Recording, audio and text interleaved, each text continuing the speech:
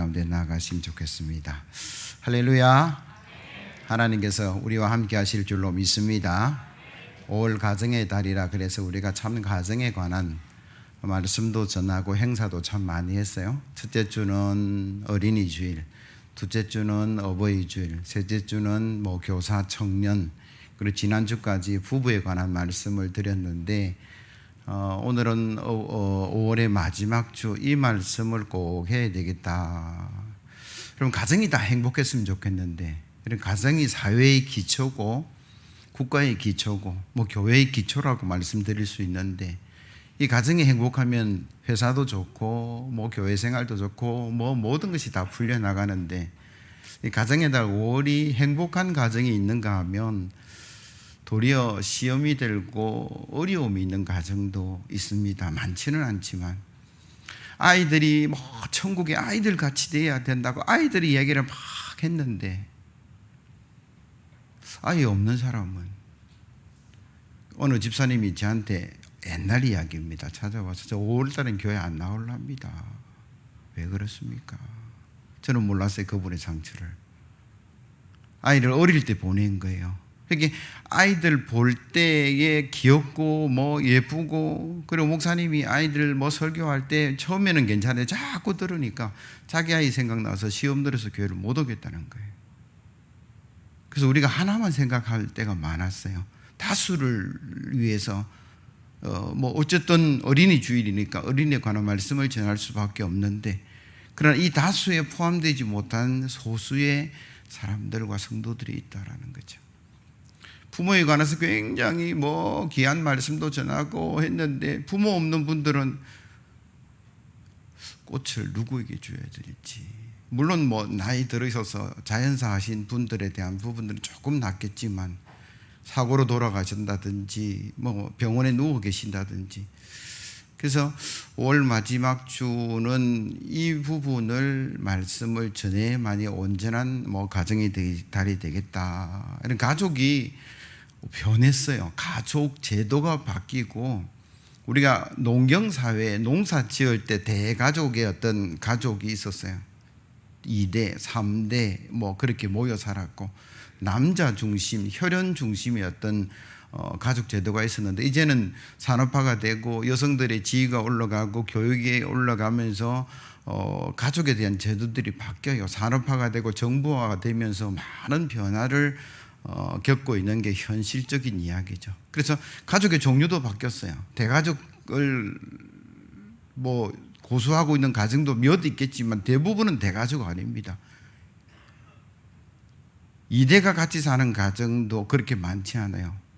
많이 분리되어 있고, 그리고 부부가 이제는 경제적인 어떤 여유를 먹고 살라 그러면 맞벌이 하지 않으면 안 되는 시대가 와 있어요. 살다 보니까 마음에 안 들어서 도저히 같이 살 수 없어서 이혼을 했습니다. 그러니까 이혼 가정이 생기는 거죠. 그리고 홀부모 가정이 생기는 거죠. 아버지가 키우든 어머니가 키우든, 여건이 안 돼서 할아버지 할머니가 키우면 조부모 가정이 생기는 거죠. 재혼을 했습니다. 그러면 또 새로운 가정이 하나 생기게 되는 거예요. 근데 물론 또 탈북민들부터 세트민부터 해서 다문화 가정도 생겨 여러 종류의 가정들이 생기는데, 이런 변화 속에 어려움들이 참 많아요. 여러분, 맞벌이 하면 36개월 이하의 자녀를 데리고 있는 가정은 굉장히 어렵습니다. 직장 가서 일해야 되죠. 가사노동 해야 되죠. 어린이집에서 갑자기 전화 오면 발을 동동동 구르는 거예요. 재혼 가정 이런 시대가 변화되어서 이런 이야기를 합니다만, 재혼을 하니까 원래 부모가 있었잖아요. 친자녀가 있었잖아요. 근데 재혼을 하고 나니까 부모가 한 명 더 생겨서 이걸 계부모라고 이야기하고, 그리고 계자녀라고 이야기하는데 발음을 잘 하셔야 되는데, 어쨌든 그것만 생기는 게 형제 자매가 엄청나게 많아져서 좋다 이렇게 말할 수도 있지만, 추억이 단절되어 버렸어요. 가족의 역사가 단절되어서 서로 소통이 안 되는 일들도 일어나기도 하고, 다문화 가정은 언어 문제, 종교 문제, 문화 문제들이 굉장히 많이, 그래서 사회가 복잡해지고 다양해지고 뭐 그런 어떤 가운데에 뭐 좋은 것도 있지만 어려움들도 많은 시대에 저와 여러분들이 살아가죠. 그래서 올해 가정의 달을 마무리하면서 이런 복잡한 세상에 대한 이해, 변화에 대한 부분들을 우리가 한번 생각하고 성도들이 이 가운데 복음을 전하고 믿음의 가정을 세워 나가는 일들을 한 번은 우리가 묵상하고 기도하고 가야 되겠다. 그래서 오늘 본문을 중심으로 해서 이 복잡한 세상 가운데 특별히 다양한 가족 속에서 가정 속에서 나아가는 저와 여러분들이 하나님의 말씀으로 모든 가정이 행복하고 세워지는 역사가 일어나기를 예수 그리스도의 이름으로 기원합니다. 복잡한 세상 속에 살아가는 성도들은 제일 먼저 복음에 대한 이해와 사람과 세상에 대한 이해가 필요하다. 그렇게 성경을 말씀하시는데 여러분 20절부터 한번 말씀을 보시면요. 집에 들어가시니 무리가 다시 모임으로 식사할 겨를도 없는지라 예수의 친족들이 듣고 그를 불러다가 나오니 이는 그가 미쳤다 함이로라. 예루살렘에 내려온 서기관들은 그가 바알세불이 집혔다 하며 또 귀신의 왕을 힘입어 귀신을 쫓아낸다 하니 예수께서 그들을 불러다가 비유로 말씀하시되 사단이 어찌 사단을 쫓아낼 수 있느냐? 또 만일 나라가 스스로 분쟁하면 그 나라가 설 수 없고 만일 집이 스스로 분쟁하면 그 집이 설 수 없고 만일 사단이 자기를 거스려 일어나 분쟁하면 설 수 없고 망하느니라. 예수님께서 복음을 전했어요. 그런데 그 복음에 대한 이해가 부족한 사람들이 있었는데 친족들이 예수를 불러가지고 뭐라고 하냐면 미쳤다. 그렇게 표현을 성경은 하고 있어요. 율법에 능했던 서기관들이 뭐라고 얘기냐면 예수님이 복음도 전하고 전도도 하고 치유, 육체의 질병도 치료하시고 귀신도 쫓아내 주었는데 귀신의 왕 바알세불의 힘을 얻어서 귀신 쫓아냈다. 이 말은 예수님이 귀신 들렸다라는 이야기예요. 그러니까 주님이 안타까워서 무슨 이야기를 합니까? 어찌 귀신이 귀신을, 사단이 사단을, 서로 분쟁하는 나라마다 망하고 가정마다 망할 건데 내가 만약에 사단이라 그러면, 미쳤다고 그러면, 귀신 들렸다고 그러면 어떻게 내가 그렇게 해서 그 나라가 세워질 수 있느냐, 이런 말씀을 지금 하고 계시는 거죠. 율법을 너무나 잘 알고 있는 서기관들이 예수님을 귀신 들렸다. 여러분, 하나님께서 이스라엘 백성을 선민으로 선택하시고 모세를 통해서 시내산에서 십계명과 율법을 주셨어요. 제사법을 허락해 주셨어요. 그래서 하나님께 나아갈 수 있는 방법을 허락해 주셨어요. 그거 사실입니다. 그런데 이제는 주님이 오셔서 단 한 번의 제사로 과거, 현재, 미래 온 인류의 죄를 속죄하시는 하나님의 일들을 이루어 가시고 있는데 그들은 주님을 이해하지 못한 거죠. 그냥 옛날 그대로 해야 된다는 거예요. 양 한 마리 끌고 와서 거기에 안수하고 번제 드리고 소 한 마리 잡고 가난하면 비둘기를 목을 꺾어서.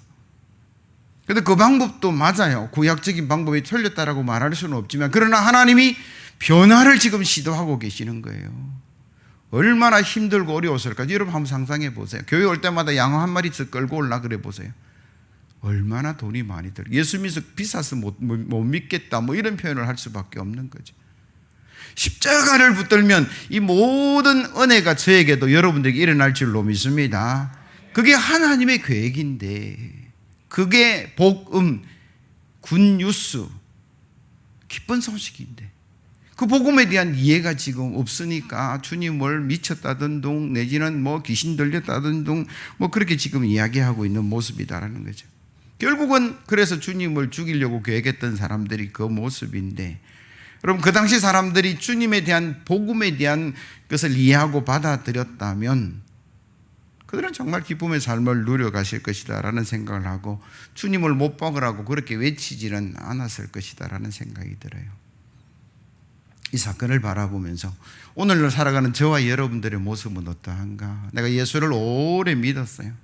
목사가 되고 장로님이 되고 권사님이 되고 교사가 되어서 찬양대가 되어서 헌신봉사하는데 과연 우리가 복음에 대한 바른 이해를 가지고 있는가 스스로 한번 물으셔야 돼요. 그리고 이 시대 변화 속에 그 변화에 대한 것을 우리가 이해하고 있는가?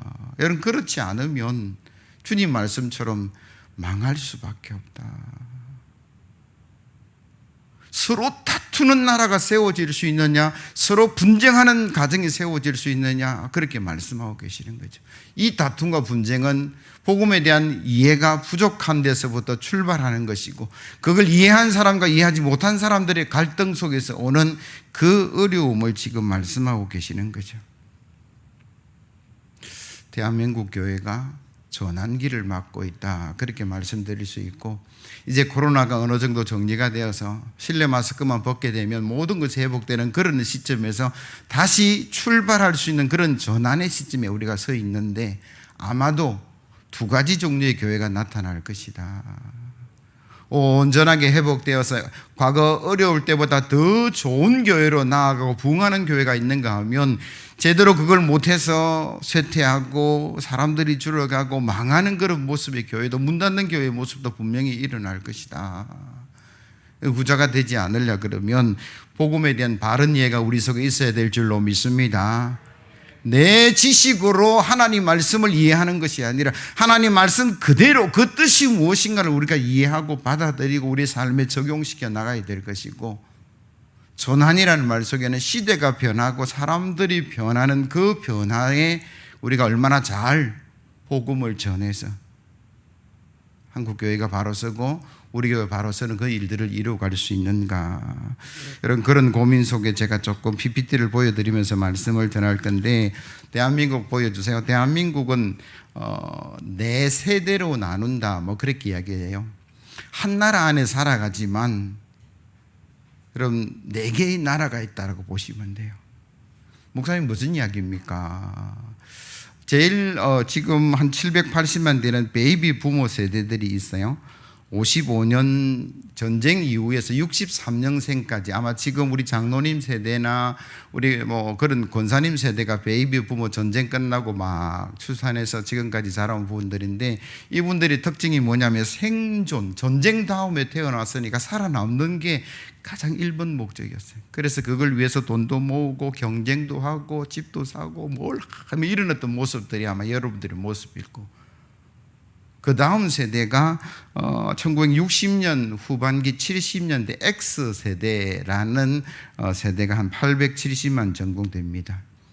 얘들도 경쟁하고 대학 들어가고, 아마 제가 보기에 이때 전문대학 들어가기도 너무 경쟁률이 높은 뭐 그런 어떤 시대를 살아갔던, 그리고 그런 분들이 있고, 그 다음 세대가 뭐냐 그러면 밀레니엄 세대라 그래서 80년대 후반에서 2000년 되기 전까지 그 세기가 바뀌는 그 한 1100만 정도 우리나라에 있다 그래요.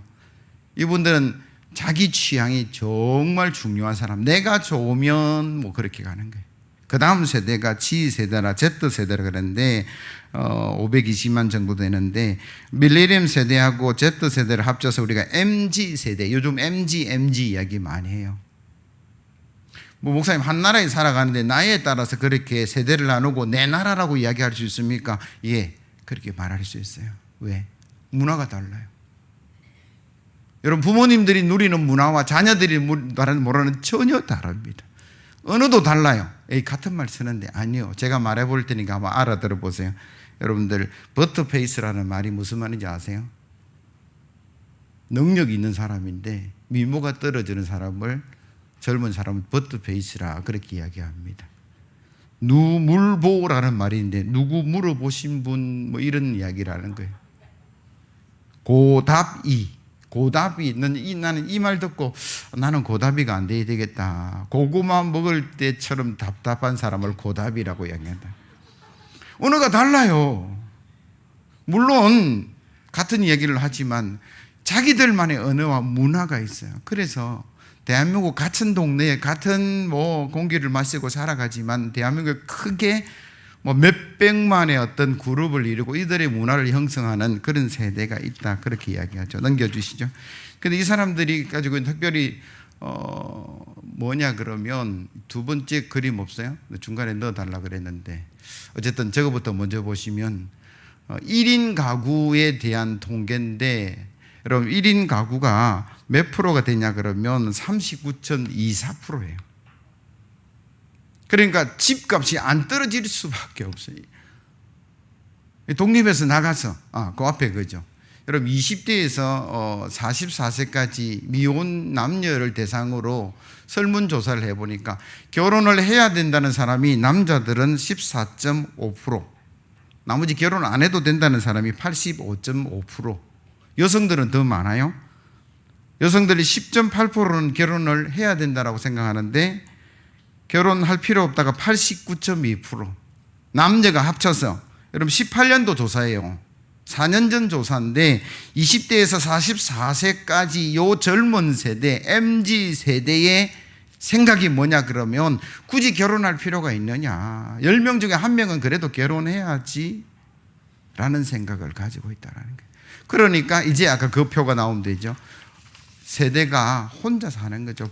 나이 20살 넘어가면 독립시켜 주십시오. 오피스텔이라도 하나 구해 주세요. 그렇게 이야기는. 직장 가면 대부분이 혼자 사는 세대가 그만큼 늘어났어요. 그러니까 10가구 중에 6가구는 부부가 같이 사든지 1대 2대가 같이 살고 나머지는 한 40% 정도는 홀로 된 그런 사람들이 사는. 홀로 된다는 게 죄송한 표현입니다만 사별해서 홀로 될 수밖에 없고 이혼해서 홀로 될 수밖에 없고 아직 시집장가 안 가서 혼자 살아가는 그 홀로 된 세대가 벌써 40%에 가까이. 그래서 혼밥이란 말 들어보셨어요? 혼술, 혼자 밥 먹고 혼자 술 먹는 게 혼밥, 혼술 그렇게 이야기합니다. 자, 넘겨주시면 여러분 제가 그림을 보여주는데 제일 왼편에 있는 저게 뭐냐면 에어컨입니다. 두께가 손가락 하나 두께밖에 안 된대요. 벽에 딱 붙은 거예요. 그리고 그 밑에가 있는 게 뭐냐면 세탁기입니다. 벽에 붙은 세탁기.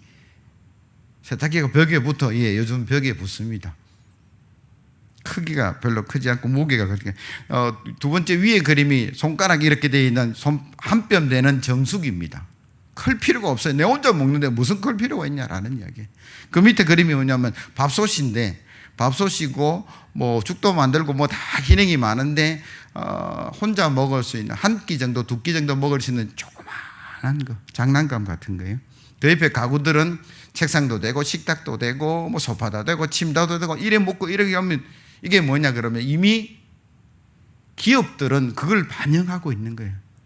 우리 소비 대상의 40%가 홀로 살아가는 사람들이니까 그게 맞춰서 지금 변화를 주고 있는 것이고, 정부는요, 다음 그림 보시면 어떠냐 그러면 이미 1인 가구를 위한 임대주택들이 지어지고 청년주택들이 늘어나고 국가 정책으로도 반영이 되고 있는 거죠. 넘겨주시면 여러분 가장 익숙한 게 뭡니까? 저 위에 게 뭐냐, 불타는 청춘.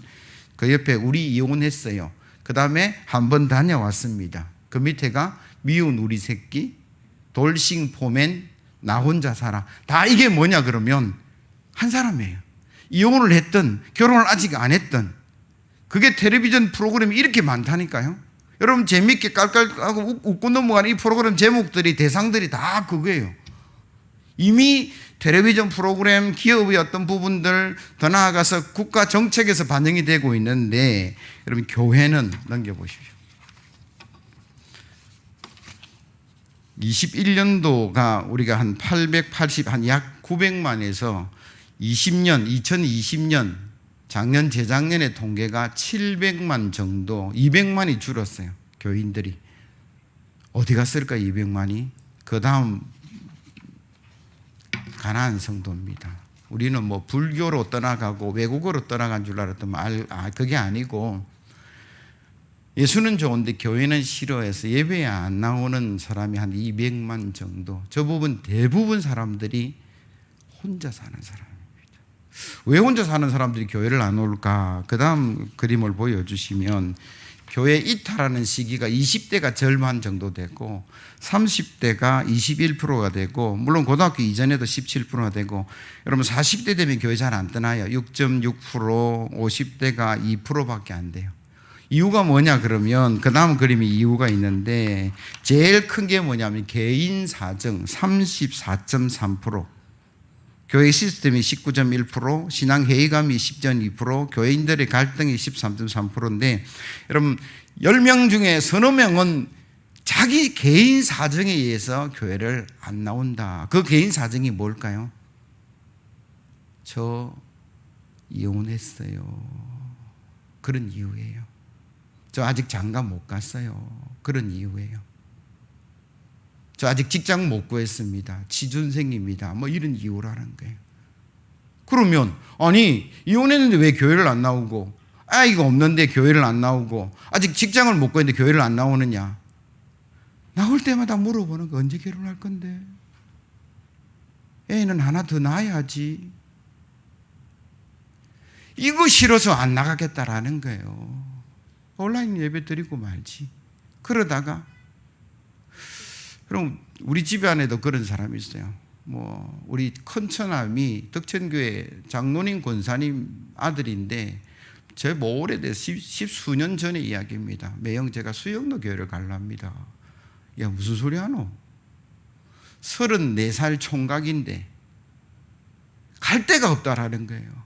청년회를 갈까요? 남성교회를 갈까요? 보는 사람마다 아이고 장로님 아들 잘생긴데 키도 크는데 왜 장가는 못 가? 이렇게 하는 거예요. 그럼 수영로에 가면 해결되냐? 예, 거기는 그 그룹들만 모여서 따로 2시에 예배를 드리고 수백 명이 모이니까, 부산 시내 사람들 다 모이니까 그게 목사님 담당 목사님이 있고, 그래서 어쩔 수 없이 저도 그래 봐라 그랬는데, 가서 뭔지 아세요? 장가하고 아들 놓고 잘 삽니다. 수영로 교회에 그 처녀 만나서, 안수지사님 딸 만나서 결혼해가지고 아들 딸 놓고 잘 사는데, 문제는 안 돌아온다라는 거예요. 거기서 영원히 살아요. 형님이 그거 다니니까 동생도 거기 다니고 지금도 거기 다니고 있어요. 제가 무슨 이야기를 지금 하냐 그러면, 복음에 대한 이해를 우리가 잘 못하고 있다라는 이야기고, 시대의 변화에 대한 부분을 잘 못하고 얘기하는 거죠. 교회는 정상만 와야 됩니까?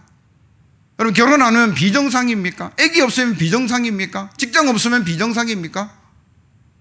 우리의 사고와 생각들이 너무나 폐쇄적이라는 거예요. 쟤들은 왜 저래? 젊은 애들이 인사도 안 하고 말로 인사 가르쳐야 되겠죠. 그들의 삶을 우리가 이해하지 못하니까 교회에서는 계속 떠나갈 수밖에 없는 상황들이 일어나는데, 예수님마저도 이해 못한 시제를 우리가 지금 본문을 보고 있는 거죠. 예수님은 이해했으면 참 좋았을 건데, 예수님을 바라보는 그 시대의 율법학자들, 뭐 예수 잘 믿고 신앙 좋다는 사람들, 친족들, 예수님의 가족은 이해를 했어야 되지 않느냐. 그 가족들도 이해 못하고 있는 본문, 오늘 31절 34절 보세요. 그때 예수의 어머니와 동생들이 와서 밖에서 사람들을 보내어 예수를 부르니, 우리가 예수를 둘러 앉았다가 여짜오되 보소서 당신의 어머니와 동생들과 누이들을 밖에서 찾나이다. 대답하시되 누가 내 어머니며 동생들이냐 하시고 둘러 앉은 자들을 보시며 이르시되 내 아버지와 내 동생들을 보라. 그래서 제가 서두에 형님 안녕하십니까? 라고 인사를 사랑합니다. 여러분, 옆에 있는 분들이 형제요 자매인 줄로 믿습니다. 예수님이 하신 말씀이에요. 물론 혈연 공동체는 아니에요.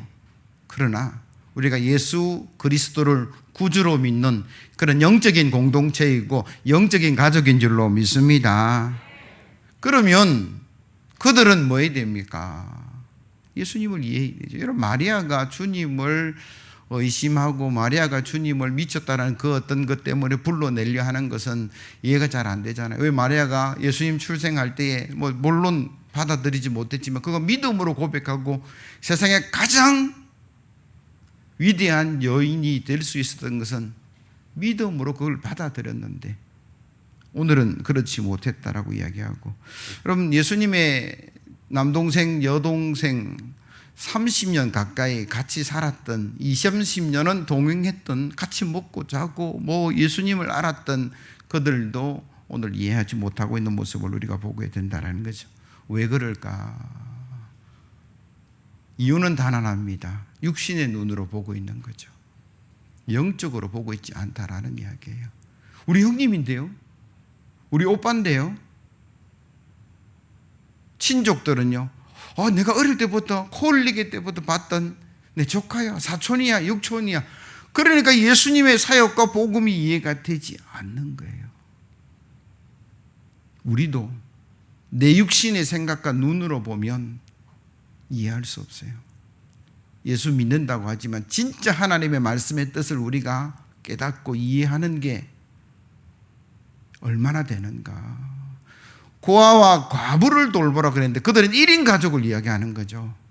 고아는 부모 잃은 아이를 이야기하는 것이고 과부는 남편 잃은 여인을 이야기하는 것이고 이 시대의 복음을 전했던 예수님도 33세의 싱글이셨다고. 맞잖아요. 그럼 예수님이 비정상입니까?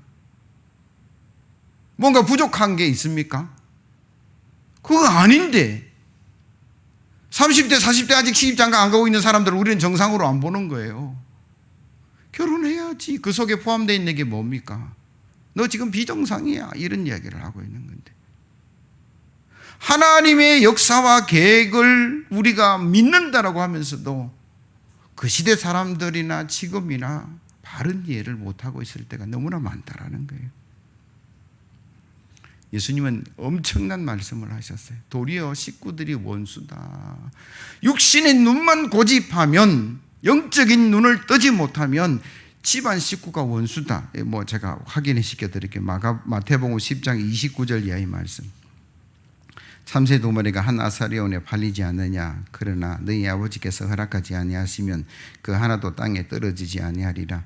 너희에게는 머리털까지도 다 세신 바 되었나니 두려워하지 말라. 너희는 많은 참새보다 개아니라. 누구든지 사람 앞에서 나를 시인하면 나도 하늘에 계신 내 아버지 앞에서 그를 시인할 것이요 누구든지 사람 앞에서 나를 부인하면 나도 하늘에 계신 내 아버지 앞에서 그를 부인하니라.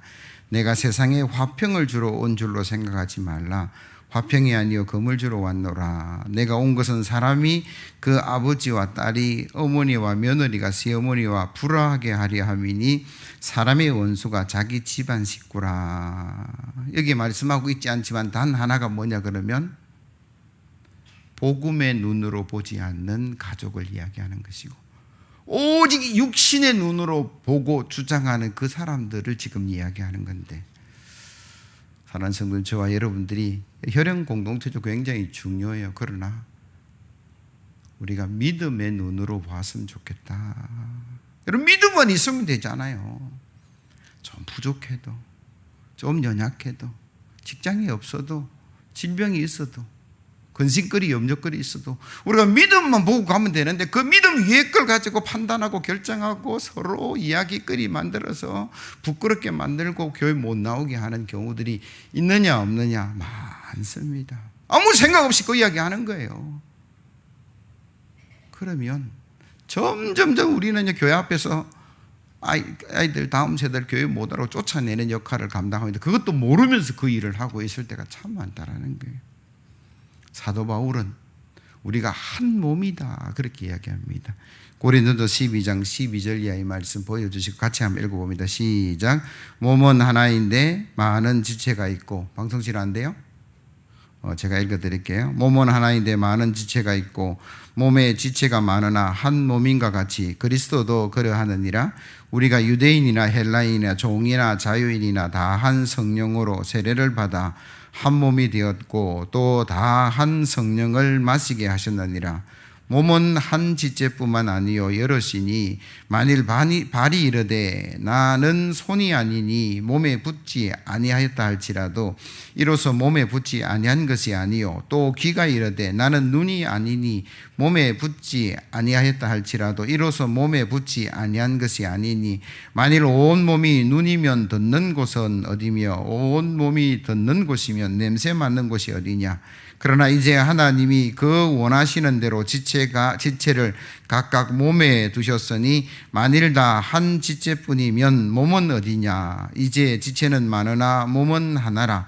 눈이 손들어 내가 너를 쓸데없다 하거나 또한 머리가 발들어 내가 너를 쓸데없다 하지 못하리라. 아멘. 머리는 예수 그리스도, 그리고 손과 발과 입과 코와 눈과 모든 지체는 저와 여러분들을 말씀하시는 거죠. 그래서 교회가 그리스도를 머리로 한 지체 한 몸이라고 이야기합니다. 그런데 우리는 손이 발을 야단치고 발이 손을 물어뜯고 복음에 대한 이해가 없는 거예요. 교회에 대한 이해가 없어서 그렇게 하는 거예요. 뇌경색이 왔어요. 머리는 지시를 내리는데 손이 안 움직여요. 발이 안 움직여요. 장애를 비하하는 것이 아닙니다. 이게 뭔가 뇌의 명령 따라 못 가게 되면 삶에 얼마나 불편하고 어려움이 일어나는가. 교회가, 성도들이 복음에 대한 이해가 없으면, 하나님 말씀에 대한 이해가 없으면 기능을 하지 못하는 거예요. 내 생각, 내가 바빠서 안 되고요, 내가 피곤해서 안 되고요, 그건 복음이 아니죠. 예수 믿는 사람들이 아니죠. 순종이 아니죠. 오늘 35절 말씀 보세요. 누구든지 하나님의 뜻대로 행하는 자가 내 형제요 자매요 어머니니라. 혈연 공동체를 뛰어넘어서 그리스도의 십자가의 공동체가 되는 그 교회의 모습은 복음에 대한 순종인 줄로 믿습니다. 할렐루야. 여러분, 예수님 말씀에 순종 안 하면 그 사람 성도 아니에요. 그냥 교회 가는 거예요. 예배 드리는 것하고 말씀에 순종하는 것은 하늘과 땅 차이다라는 거예요. 말씀에 순종하는 저와 여러분들이 되어야 될 줄로 믿습니다. 그래야만이 우리가 뭐 하는 거예요? 하나님의 나라의 일꾼이고 하나님의 헌신자고 하나님의 축복을 받은 사람이라고 성경은 말씀하고 계세요. 하나님 말씀 순종 안 하면서 내 마음대로, 내 뜻대로, 내 고집대로, 내 생각대로, 내 경험대로, 내 지식대로 살아가면서 나는 그리스도의 일꾼이라고 말하는 것은 문제가 많이 있습니다. 오늘 예수님께서 우리에게 그런 말씀을 하고 계세요. 누가 내 어머니고 누가 내 형제냐, 하나님 말씀 따라 살아가는 그 사람이 형제요 자매가 아니냐라고 성경은 말씀하고 계세요. 우리가 늘 눈만 뜨면 내 새끼 그거 나무랄 거 없어요. 그게 엄마의 마음이고 아버지의 마음이겠죠. 그러나 거기에만 머물러 있으면 누구나 다 그래요. 고양이도 강아지도 송아지도 동물들도 지 새끼 얼마나 예뻐하는데요. 우리가 그 동물의 수준에서 머물러 있는 것이 아니라 인간의 수준으로 올라가야 되고, 더 나아가서 영적인 수준까지 나아가는 것은 하나님 말씀에 순종해서 연약한 자들을 돌보고 유무상통하고 하나님이 주신 것이니까 나누고 베풀고 그렇게 해서 공동체를 이루어가는 진짜 가정, 하늘나라 가서 만날 가정에 대한 말씀을 지금 하고 계시는 거예요. 여러분 수준의 가족이 어디에 머물러 있습니까?